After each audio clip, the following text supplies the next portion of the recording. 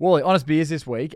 We looked back at a viral post that we had about our wanting to have a Carlton Draught at a pub, and we went through some of the comments. There were some doozies in there, weren't there? Mate, absolute crackers. But we think we got to the bottom of it all, and if we haven't covered it on this, we're never going to, because we probably spent too much time on it. You had a list this week, which I loved. If you ever wanted to know what the greatest mistakes that St Kilda have ever made, the greatest fuck-ups in my lifetime, well, you're going to have to tune into the potty. Welcome to Honest Beers. My name is Leggy, and as always, I'm joined by Wally. How are you, mate? I'm good, mate. Very well. You are good. Top of the world. Top of the world. It's Tuesday evening. Tuesday evening. Obviously, this morning there was news of Michael Voss being let go. That all of us in sport turned our worlds upside down. So we're now in studio. Yes. Yes. I think that our man Goz probably summed it up best. The feeling of most Carlton people. Yeah, a lot of positivity. And that is very, very positive. But let's go back to go forward, because very keen to know just how your weekend was. It was Mother's Day on Monday, which is you did treat us with some content over the weekend, and there were a few tips that we sort of had during the show. And in fact, we actually asked you what you were going to do this last week, and you just basically spoke about how good Father's Day is and your Hawthorn sort of YouTube playlist. But how did it actually go for Kyle? My wife pointed that out. Yeah, of course she did. We've managed to talk about my Father's Day playlist on the eve of Mother's Day. It's extraordinary. We've got 4 months to go for that. So that's something to look forward to. Yes. Mate, it was great. There's a video. You asked me about the biggest news the last 24 hours, and I thought you were talking about the fact I absolutely nailed the steak cook.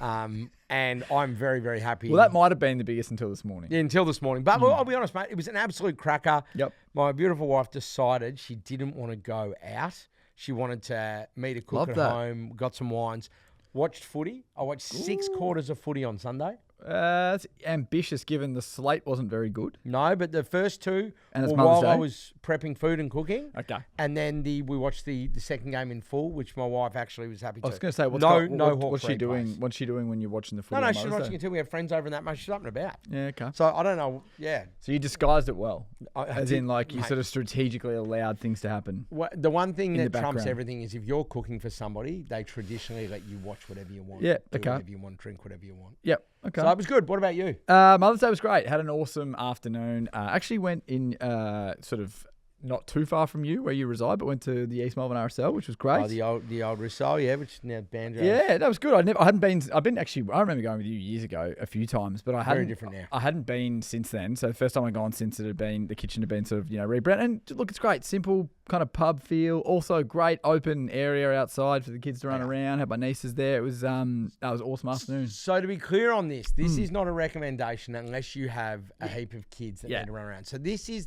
don't go there with your partner on a date night. There's a place called Banjo's Bistro in East Melbourne, and it is the one place that I don't think I've ever seen a kid being told to be quiet or not run or anything. They go bananas inside, outside. So many footies. All allowed. Footy's being kicked, everything balls, else. And then there's ovals opposite and all of those things. They had a little animal farm set up as well. They had goats and chickens and rabbits, bunnies. If that's the same thing. Heaps of stuff. I think so. Which was really good. But it's great with kids. Yeah, any Honest Beers. If you don't have kids? Yeah, any Honest Beers listeners that have got young families or have nieces, nephews, whatnat. Yeah. Go there. Great. Recommendation, but just if you don't have kids, you do not want to go there. But that was my Mother's Day, so that was good awesome. fun. Well we're obviously rolling into Tuesday, as we mentioned. Look, let's just loosely touch on the Michael Voss stuff, just because it was a bit random that the news broke that he resigned. I think we all thought that he was not long. Everyone thought it was going to be the bye. Yeah, not long for this earth from a coaching sense, and that would happen sort of at any point after the bye, as you mentioned. But I guess he's just kind of done the whole I will jump before I'm pushed scenario. Which is why not? That's smart. That's good. Makes it easier, obviously, to sell yourself for the next gig and all that, even though everyone knows what happened. I think that usually you worry when you've got a caretaker coach come in for 2/3 of the season. But it seems like they reckon that they might have a really good one. Yeah. And you never know what's He's going to had ambitions to be a senior coach for a while. So, and a lot of people, big push. So we'll wait and see on that, but look, it can't get any worse. No. Is their reaction, Goz was saying this on his emergency pod this morning, the reaction after the game and that. Like, they all seem pretty happy and up and about. Yeah, but I found that was a bit, I found that to be a bit odd. Like, it's like, oh, cool, you played a decent 3 quarters for once. Like, it's not. No, I'm saying, do you reckon that there was a point players, someone just goes, hey, listen, yeah. It's, I don't it's know. It's last half. I don't know. I honestly don't know. But even just like the fan reaction to that game was weird. Like they were, Everything's weird. yeah, it's But strange. that's been them this year. Anyway, this is going to be good. So a nice change for them. Can't get worse. Can only get better. I mean, they are Tom Lynch accuracy away from being 0 wins for the year. Yep, He let them off the hook, he did. and they would be But on you no could wins, argue which they're is up. madness. You could argue that they're up by 40 against But Melbourne. that's their They're whole, up by that's their North. brand, Yeah. mate. So they've Yeah. been doing that for True. a couple of years. So that part, that's normal. Yeah, The actually holding on and beating Richmond when they were coming back was the anomaly, yeah. and it was because of the Richmond's opposition. inaccuracy. Exactly. So there you go. I did have to laugh at. It was funny, like, and I don't know. I guess it's the AFL media landscape, but because there's like fucking no news, right, at all outside of like a little bit of Tribunal, and like we're all just searching for stuff during the week, and that happens. And I reckon it's a real good. I reckon this is the first time I've seen every single person that had a platform film a video. Don't you reckon? I'll just give my thoughts. Yeah. Heaps of walking talks. One thing I loved was Tom Morris, who actually broke the story. Congrats to Moz, good friend of ours. Yeah, Tom Bomb. But I love that he said more on gender setters in mate, 12 there's hours. nothing more, mate. He then went on SEN and gave everything about an hour later. He's done his own social stuff. Yeah. You got to love like when you're a media figure and you're contracted to Channel 7. Like Channel 7 would have been like, on the one hand, our man breaks the story, but on the other hand, fuck, it's annoying that it's happened now because we want to get him to talk about it on the show. But it's a funny one, just classic Melbourne, classic bubble. But Walley, we have to move on. We will, but just before we do, question without notice. Yes. You're Channel 7. You are the broadcaster. Yes. We all know that what happens if there's breaking news in the world, if something big happens in the world. So let's say, for example, I don't know, Trump turned around tomorrow and goes, I'm going to stand down from being president. He's going to do a Michael Voss. Yeah, let's say he did a Vossi, right? Yep. There would be all the networks, the free-to-air networks would all go, we're going to cut from this programming, we're going to the news desk. Yep. If there's massive AFL news and you are the broadcaster, I wouldn't mind seeing it hit that platform. Well- We're going to break from now as the AFL broadcaster. We're going to But go. they've got Sunrise to on. Michael. Yeah. No, I don't know. Did someone answered? I've Did never Tom seen Morris that happen. Did Tom Morris go on Sunrise? I don't know. That would have made but I'm sense. telling you, I want to break away from it and just. Well, this is the funny thing with the set. Like, I have spoken to Channel 7 reporters who will remain nameless, who have told me that they've lost the story because they were told to hang on to it until the bulletin. Now, obviously, there's no way Tom's holding on to Michael Voss resigning because everyone had it about a minute later. But it's just funny, like that whole thing where once it's out, I don't actually need to watch the TV shows tonight because I've consumed it 438 times. And I've enjoyed it. It's been good. Look, we didn't break the internet. We definitely didn't even do it strategically. We honestly just had a video. We created a bit of noise. We created a bit of noise I because... was surprised at actually. Yeah, I mentioned on the show last week that I went to the Royston, caught up with some friends, and it's a great pub and it's got great food. And I have absolutely no issues with them having a million craft beers and local beers and a Royston Draught on tap, but they didn't have Carlton Draught and it just irked me. And then, all of a sudden, we knew we were onto something once that video went live because you can just see the comments start flooding in. And it's half and half. Half people agree. I reckon it's slightly more negative than positive. Slightly more. I reckon it's like a 55-45. All right, yeah, all right. But run through some of the comments. Okay, so a lot of... Because the comments were great. Carlton Draught himself said they were flattered. A lot of that was great. Positive stuff. And then there's some stuff about your hair. Then there's blokes we used to That was work positive. with. Okay, then... but there is a fair bit of yes, people what they want, all of that. Couldn't agree more. There's a few bits in there. Ignorant beer drinkers who don't understand how much a rip-off Carlton Draught kegs are to buy. They're most expensive by far, plus Japanese owned, not Australian anymore. I get all that, right? I get that. And I'm not saying I'm like this savvy beer drinker that understands all. I'm just saying there was a really good there was a number of good comments here. Hear me out. You could drink beer that keeps profits in Australia rather than spending hard on blah. Great beer to be drunk here. And then one of the blokes, Luke, goes, yeah, go on, name all the great beers. So that's the thing, is that we got called fucking morons. I love Copper Collector, which is an incredible name. You can smell the Melbourneite through the screen. Yeah. That just shows you that Carlton Draughts just not loved in. No, and then the other thing is, can I ask a question on this? Yes. I would have thought that Melburnians, Melbourneites, whatever we want to be called, I would have thought we get painted more with we're not, but the craft beer brush. Yeah, definitely northern suburbs. Down in Melbourne, they like all that crafty stuff.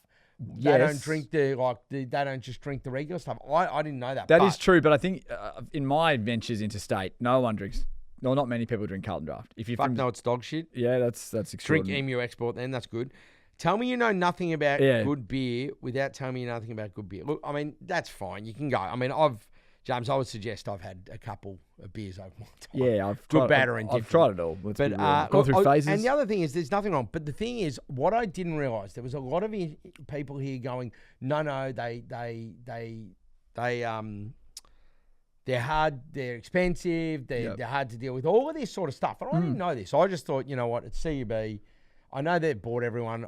I believe it or not, I don't really keep an eye on where everything's being sold. I'm more worried about the fact I've got to pay $16, $17 for a pint. I know. But that all being said, I am fucking. I'll go through a few more. Fucking morons. Thank you, Smowing Jim. I don't know if you can spell. That's okay. Nate. Extraordinary to say Carlton Dry should be compulsory at all pubs. That's I wouldn't have agreed with that. What else have we got? A lot of Palmy, yeah, which is interesting. There we go. This one I wanted to. Owen Slater Art has said, "What are you, communist?" Is he meant to say, "What are you, a communist?" Or maybe no, proud capitalist, mate. Yeah. So I wouldn't have thought I was a communist. No. Okay. Anyway, so. What I'm going to say is this. I'm open to roll. We had a good laugh. We don't care. We're all, we love everyone in our comments. You know, we don't give a shit. And I'm also aware, people saying Palmer instead of Palmer, we're Victorian, so we say Palmer, but we're in the minority. Yes. We're the only ones. Yep. So we're like Derby in WA, where they're the only ones that call it Derby. Everyone else calls it Derby, but they can kind of call what they want because they have the fucking event, right? Of course. Adelaide, people say chance instead of chance. Yep. Everyone's got something. We say Palmer instead of Palmy. It's fine. We're fine. We're not going to change. And we're definitely not going down that. Good to see we're reaching the northern states, though. Great to see. But what I will say is this: tell us the beers. Yes. No one mentioned a beer here. No. And that's frustrating. Okay, so here's what I like. I'll give you what I like: clean, crisp. Love a Japanese style beer. Love fucking Japanese beer. Yes. Not liking to say here that, but I actually like Yebisu malts, Hitachino, those Orion, those sort of areas. Love them. Love like the clean, crisp Euro ones. Love Carlton Draught. Love Carlton Draught. Love Carlton Draught. But Melbourne bitter. I don't want a dirty Melbourne. They should really know you. Melbourne long neck for me. Punches you in the back of the throat as it goes down. It's good beer.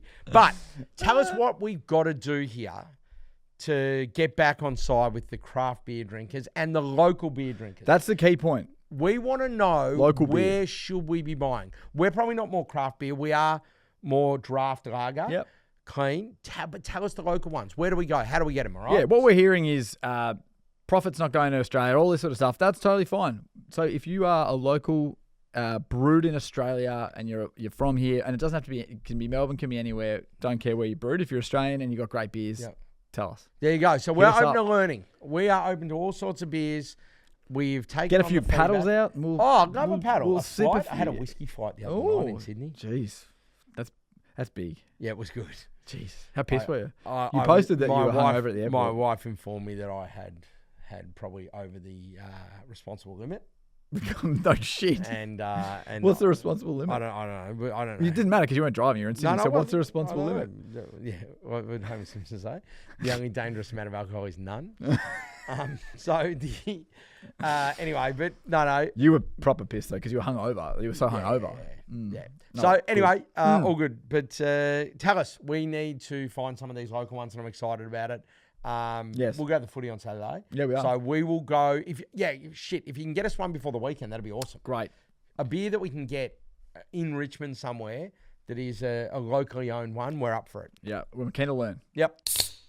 Wally, I have something for you that is a complete surprise coming up here in the rundown. So, and the reason why it's a surprise is that I wanted to get your authentic reaction. I didn't want you to think about it because you will, if I asked you a question or gave you some homework to do, I know you'd stew on it. So I want to hit you with this as a bit of just to get your authentic thoughts. So it doesn't matter what the show was because it's not very good. It's terrible. But my partner and I were watching a show on Netflix. It was shit house. But it got me thinking, right? The show it's a fictional drama. It's sort of loosely based around cults. Right, so plenty of apparently there's a shitload of cults in the UK, and I wouldn't have known, unbeknownst to me. But anyway, that's the thing. Still, apparently, yeah. I thought it was like a 70s, 80s. Yeah, I think it's still a thing. Wow. Anyway, in the show, one guy kind of breaks out and just goes and lives his life, right? And I wanted a hypothetical question for you, but I want to set some guardrails, right? Okay. Because I don't want to just say if you broke out, what would you do? Because that's weird because you don't know what you don't know, right? But let's just say this in the hypothetical.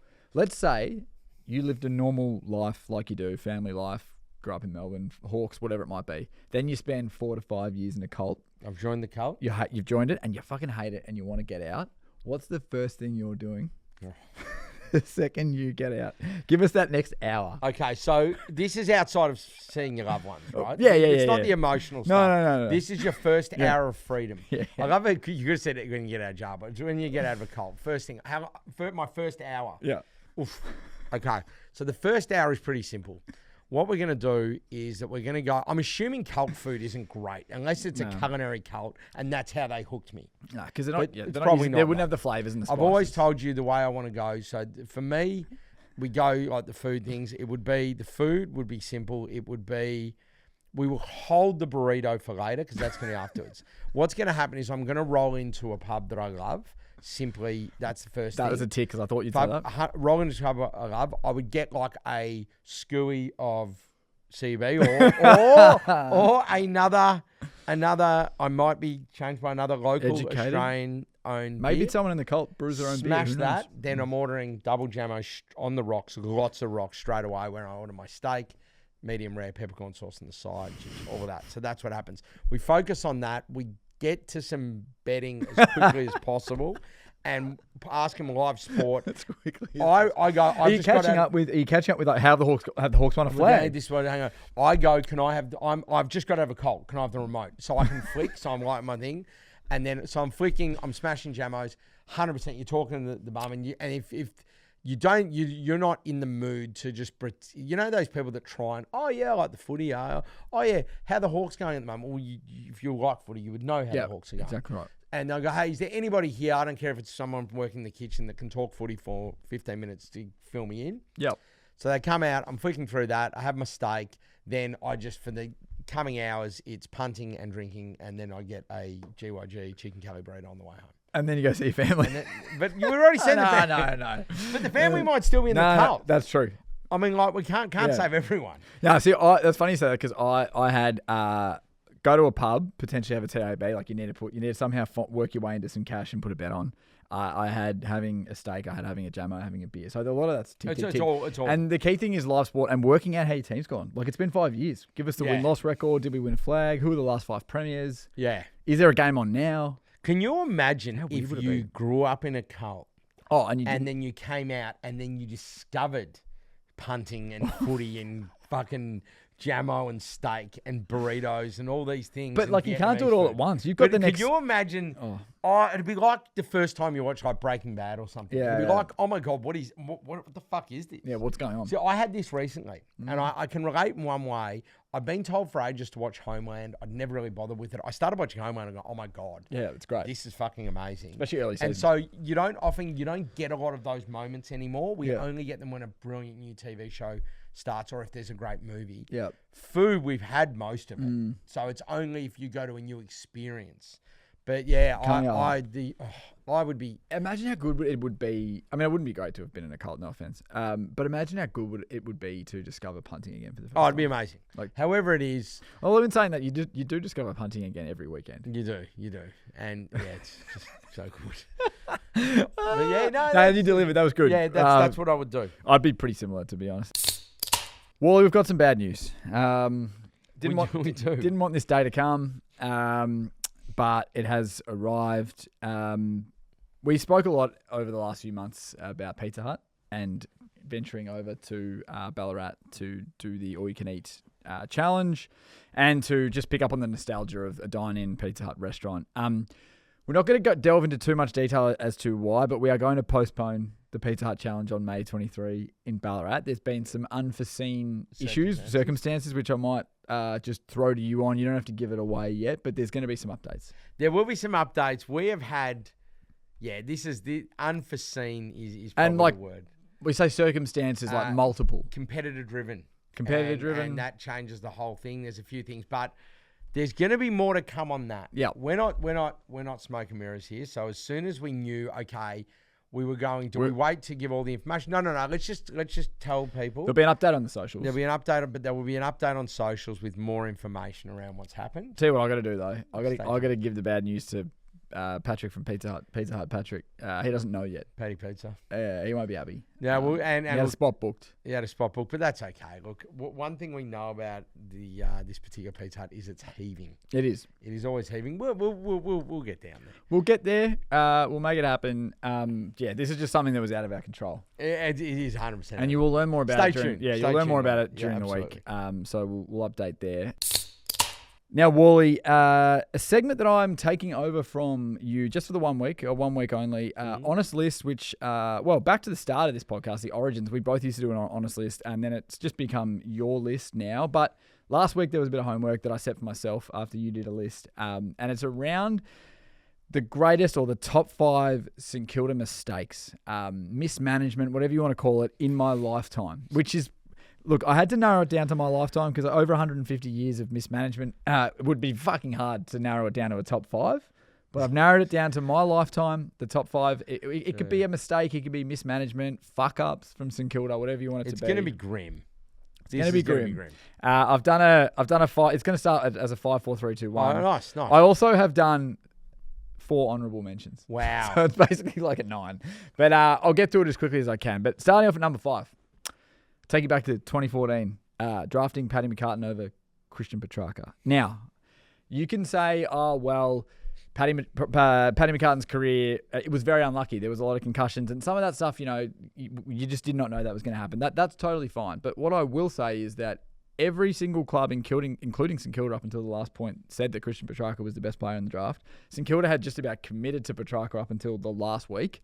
I believe the coach at the time, Alan Richardson, pushed them more into a McCartan direction because of the fact that, Nick Rewalt was eventually going to move on. They wanted the big key forward. But Paddy McCartan was a big kid. He was beating up on 17, 18-year-olds. It was never going to be guaranteed that he was going to do that in the AFL. And what did Christian Petrarca end up doing? He won a Norm Smith, won a flag, and at various times has probably been the best player or in the top 3 players in the comp. Yeah, he's always been in the discussion as one of the best midfielders in the comp when he's fit. Yeah, and what he's doing now at Gold Coast this year has been exceptional. Yep. So that's number 5.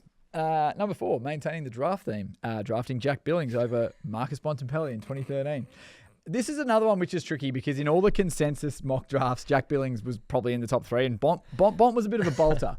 But fuck, look how the career's ended up. Okay. So I was with you at a pub in Brighton. We're at the World Golf thing. We were at we're at Half Moon. Yeah, we're Half Moon. Thank you. Half Moon Brighton after because we went to the golf at like one of the. Shout out to Tyrell. Our man Tyrell. Yep. That we met on the day and we all Andrew, I reckon it was Tyrell and Andrew. Yeah, I think it was so. Andrew. You're right. Good memory. Anyway, so we went and the 4 of us went out because you go it's draft night. So we all go, okay, cool. We're going to go to the Half Moon in Brighton and we're going to watch the AFL draft. Can you turn it on? Yeah, turn it up. Come on. Jack Billings gets selected and Leggy just loses it. Yeah, we got Jack Billings. We got Jack Billings. It was the biggest thing ever. Yeah. And I mean, you were going to take him beforehand. We were told he was going to be great, and it just didn't plan out. It's not, it's no knock on Jack. It's the fact that the Bont's the fucking maybe the best player. He's probably the best player of the last decade. Yeah. Well, in the conversation with others. So that's number 4. Number 3. Playing 3 home games in Wellington in the early 2010s on Anzac Day. Do you know what that led to? 3 games. It led to 3 losses. It led to a gigantic waste of money, and the entire move was ditched because they only averaged crowds of 16,000 in Wellington. The funniest thing about this one was I reckon it was 2014, and we weren't really ever expected to be good in 2014, but we started the season sort of like 3-1 or 2-1 and had a bit of momentum.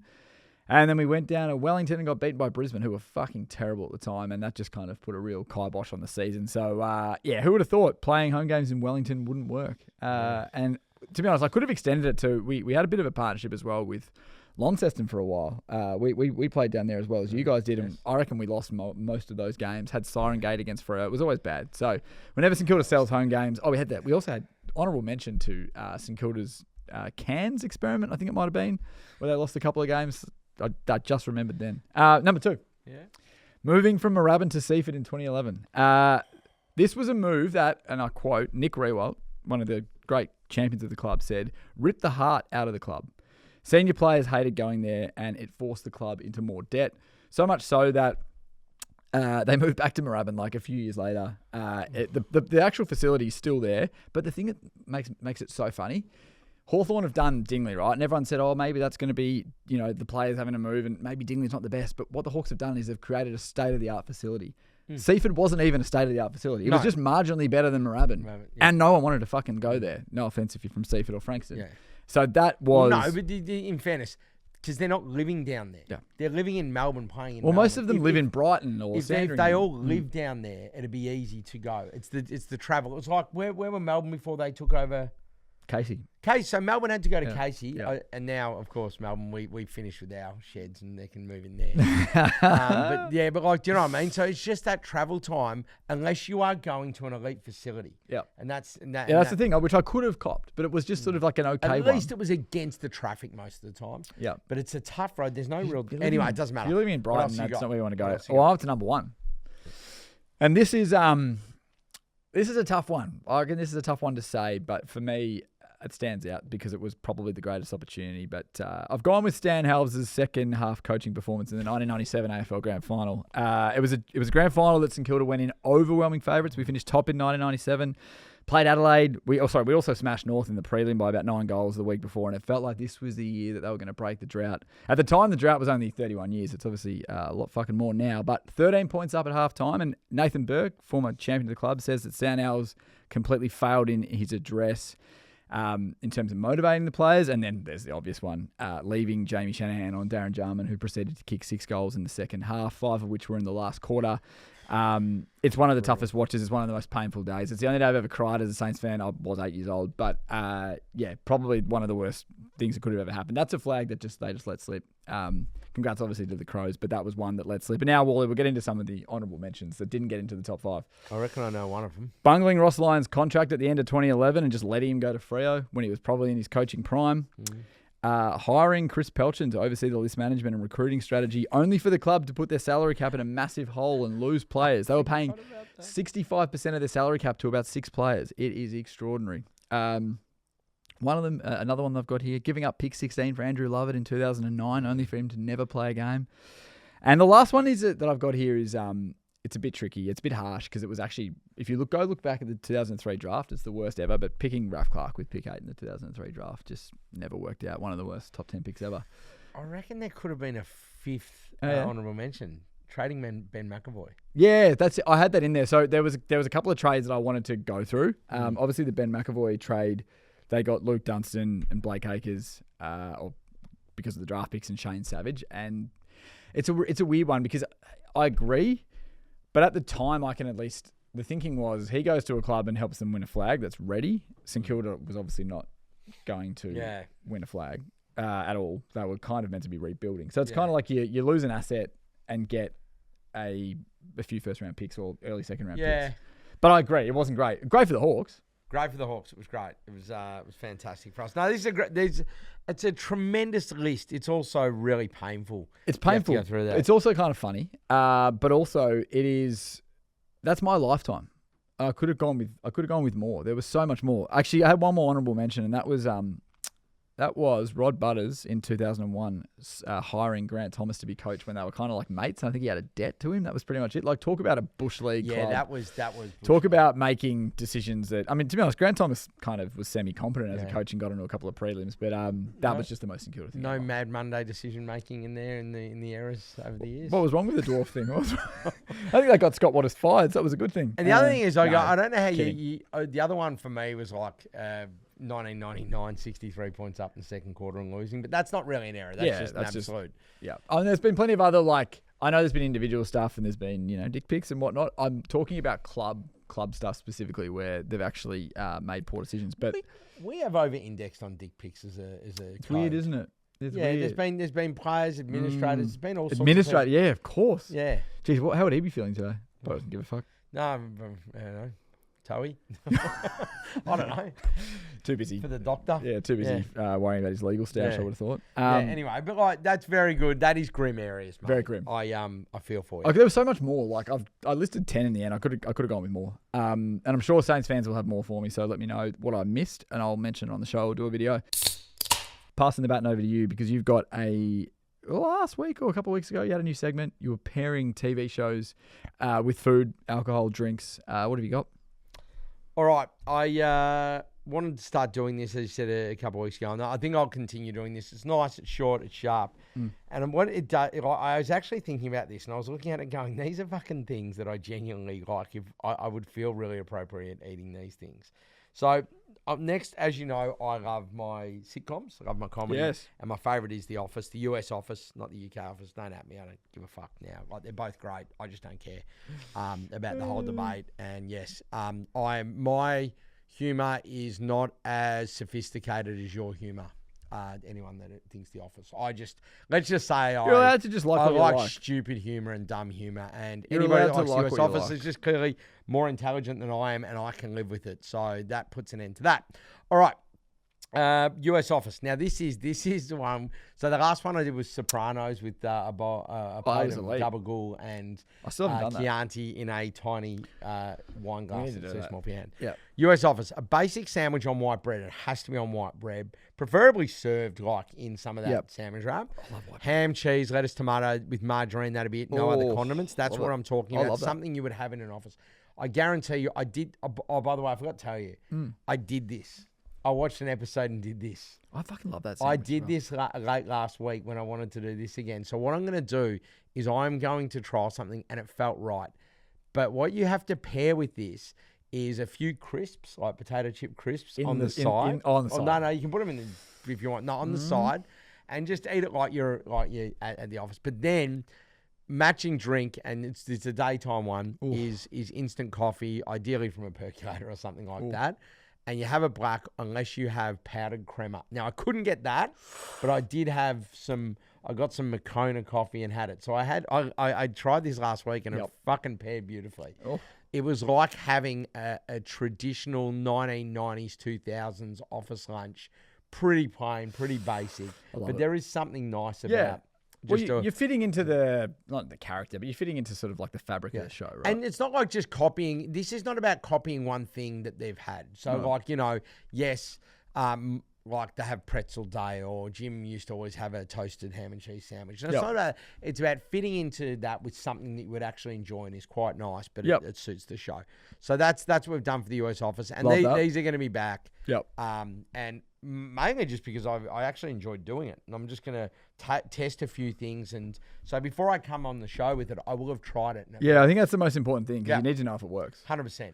What kind of shows can we expect, do we think, moving forward? I'm going to alternate drama, comedy. Yep. So some of the dramas will be shows like Succession, Breaking Bad, Sons of Anarchy, Suits, Billions. For Breaking Bad. Be funny. Nice. And then comedies like this, 30 Rock, Yep. Brooklyn Nine-Nine. You know the sort of areas we're talking about. So they're the sort of things we'll be doing. Well, maybe I should have a pairing for that cult show that You should. I watched. Cup of Blood or something. Like, they drink that sort of... Oh, Kool-Aid. Kool-Aid. It's a cold Kool-Aid. Fuck, how good. So cordial and yeah. Yeah, I mean, perfect. Yep. We haven't actually, I just realised we haven't thrown to DT yet. Is he over there? He's over there, but the issue with this is that DT had a list. Well, sorry, it was in the rundown that DT was going to have a list, but he hasn't prepared anything. What's going on, DT? Yeah, sorry, boys. Bit unprepared. It's nice to be thrown to 35 minutes into the podcast, but how you been? He's over there watching Scott Pendlebury fucking highlights. Oh. So, Yeah, I'm putting in a bid for one of his jerseys. Is that what it is? What's the go here? You can bid on them afterwards, can you? Oh, I think I was just taking the piss. He's you better get, because he's playing this week, isn't it? Next week. No, next week. Oh, is he being rested? Yeah, he's being rested. Oh, I had no idea. Yeah. Is he not playing? No. So we bought you a ticket to go up to Sydney and watch him. The news just broke just before. Because that happened a couple of weeks ago as well, didn't it? He didn't play. It was after he had 43 on Anzac Day. Okay. No, I just wanted to present to you some stats that I prepared earlier. I just want to present to you some stats, and I want you to answer this question. All right. Okay. Yeah. It's gonna take a bit, but just tell me whose season this was. Okay. Round 1, 16 disposals, 3 goals. Then 24 and 2. Then 22 and 6, 19 and 1. Then he had 22 disposals, 20 disposals, 21 and 1, 31, 21 and 2, 13, 19 and 4, 16 and 4, 13 and 1, 18 and 1, 20, 29 and 2, 25 and 2, 24 and 1, 20 and 1, 20, 32 and 3, 26 and 2, and then 25, having 36 goals for the season. Whose season is that? Jeez, you ran through that very quickly. I just wanted to say that was 38-year-old Brent Harvey, who played every game in his last season. That's all I wanted to say. Dan, can I tell you right now? And he's still filthy from all reports. I He know. kept going. Yeah. Well, There was no resting for Boomer. No. My name's Simon. Got him. I'm on record now. I really am comfortable with Pendlebury being the one holding the record. What do you? I'm I don't care. I'm okay with it. The reason I brought that up was I have a mate who's a Collingwood fan, and he was like, "I just can't wait for Brent Harvey to lose the record." And so I thought I need to go back and give him a little bit of stick here. Can't wait for Brent Harvey. It's so brutal. It's so But if you niche. think about all the players, Fletcher wouldn't have felt right. I don't know why. How many did he get? 400 on the dot. Okay. 400 on the dot. Well, that's probably why. Yeah. Burgoyne Why was, wouldn't have Fletcher felt right? Burgoyne So- was 403, wasn't he? Yeah. Yeah. Burgoyne was right there. See, I but think he Fletcher's was is incredible because he's a key. I know, that's what I'm saying. Is there's something about it. Burgoyne, I mean, as much as I love him or Tucky, it would have been great because they're Hawks, but it's probably not right.